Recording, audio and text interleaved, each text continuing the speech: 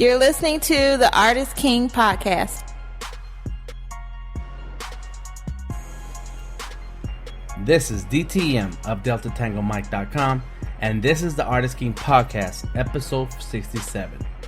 Please take the time to download the Artist King podcast in your favorite platform and listen anytime. We would like to hear your opinions and suggestions, so please direct your comments to dtm@artistking.org. The Artist King podcast is available on iTunes, Spreaker.com, Stitcher Radio, and ArtistKingArchive.com. This week, we bring back James Eugene, back to share some insight into what it takes to create a niche in the commercial art business. James Eugene is a 20-year art biz veteran and instructor. Check out more of his work at www.neoartstyle.com and find him on Instagram and Twitter under ArtistGym114. Remember that every month Artist King will be giving away a 1-hour consultation with an art business mentor and a business coach at Azalea Creative in Inman Park. June's winner is on his way to identifying ways to reach our business goals. What about you? To be eligible, artists must be an Artist King email subscriber. Visit www.artistking.org and subscribe now to get a chance to be one of those artists. Plus receive updates on upcoming events, classes, meetups, workshops, and resources available to artists of all levels.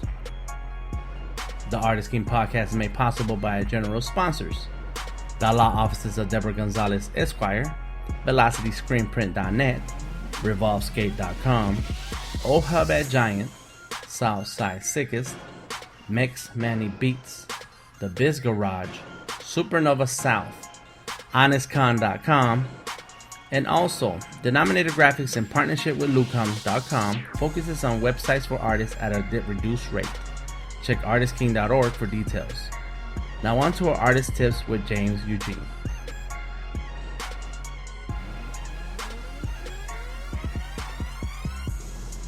My name is James Eugene, and I'm an artist. Kind of general term, but the thing about what I do is I have different styles and different techniques for not only different clients but different brands of art that I do. Mm-hmm. Like, I'll never say. Actually, it was the first mistake I did when my very first business card. I said I was a painter, graphic designer, illustrator, and something else, all on one card. Mm-hmm. And you were a painter, you were a cook, you were a yeah. But the thing is, it's not. Professionals don't look at you like that. They'll almost throw your card away. Yeah. Because let me tell you something. Graphic designers are graphic designers, and that's it. Yeah. Painters are painters. That's it. Mm-hmm. Illustrators are illustrators. I have 3 business cards for different. I have different business cards for different things I do. I never put it all at once. Right. So when someone tells me, "Yeah, I'm an artist, I'm a graphic designer," I'm like, unless you're like an absolute genius, there's no way you're going to be really good in all those things unless you were really in all those industries. And I actually was in all those industries. So, you know what I mean? I have the experience, and I still don't say that I'm a graphic designer and fine artist and illustrator all at the same time. I like to generally either say I'm just an artist, and then they've seen my work and they've come to me already, or I give them. From the way that the conversation is going, I have the illustrator card in one pocket, or if it's going another end, I have the fine artist painter card in the other pocket. I don't give them all 3 because the real people especially people who want to buy your fine art, don't want to hear that. They don't want to hear the illustration side. They don't want to hear graphic design. They don't hear any of that. Now, let me tell you something. It's sort of changing, but it's only changing to the artists that actually have done it. They're out there, right? And they're like, okay, I did this fine art piece, and now Nike wants me to design something with my art within the shoe, and so you're doing your fine art, but it's translating to commercial art, and which is actually how I was trained. So I could see that, but some people I already know is like, just don't say the fine art part. Or don't say the commercial art part. Keep them separate. So stick to a clear message. When you don't have to, for yourself, stick to it. You have to do it depending on the people you're talking to or where you're in. Uh-huh. You know what I mean?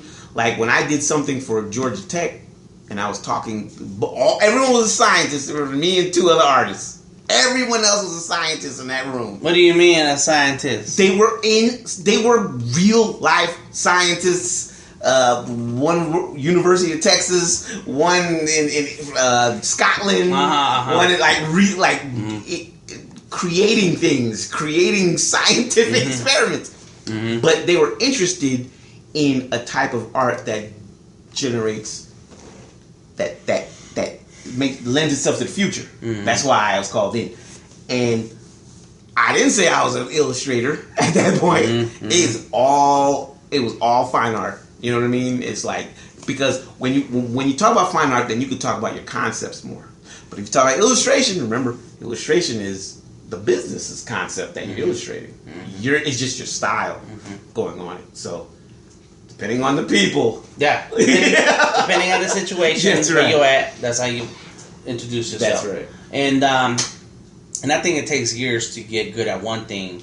So don't start off trying to do them all. No way. Actually, I fell into the commercial side because I just happened to get a job in the apparel industry being an illustrator for an apparel company. Uh-huh. So I had to do a lot. And this particular company made me design the catalogs, made me do the flyers, and the illustration, and the color separation. Damn it, you was a whole art. And it was everything. Just 2 of us in this huge company. So we had to just learn. Like, if you didn't know graphic design, you better learn it. Yeah. You better get it. So that's, if you do it by fire like that, or someone like you've been doing commercial art for people, and you've always kept your fine art.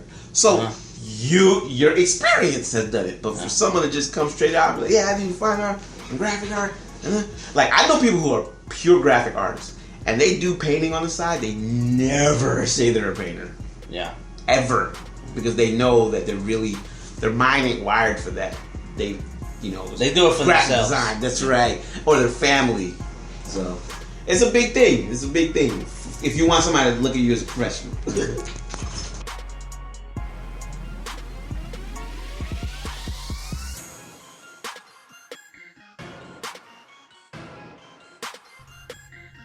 Send us feedback to dtm@artistking.org and subscribe to the Artist King podcast on iTunes, Stitcher Radio, Spreaker.com, or ArtistKingArchive.com.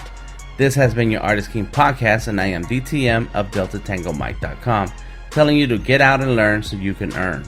Let go of the starving artist title and move into the thriving artist art life. See you next week.